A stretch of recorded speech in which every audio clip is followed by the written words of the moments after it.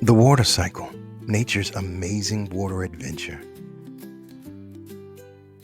Did you know that water is always moving around in a big cycle? It's true. This cycle is called the water cycle, and it's like a never-ending adventure for water.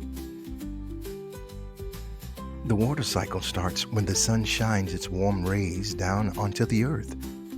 This heat makes some of the water in rivers, lakes, and oceans evaporate into the air.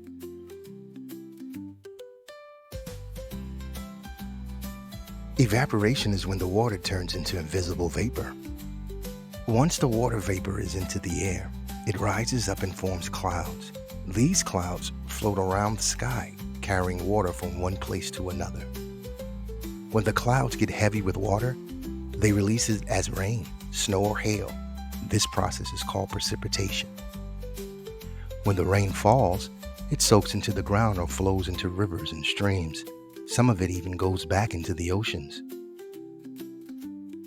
This water then starts the cycle all over again by evaporating into the air when the sun heats it up.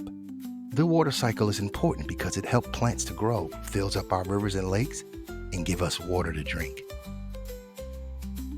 Without the water cycle, our planet wouldn't be able to support life as we know it. So, the next time you see rain falling from the sky or feel the warmth of the sun, remember that you're witnessing a part of nature's amazing water adventure. The water cycle. The end. I hope you enjoyed it. Hope to see you soon. Thanks, Star Learning ESL.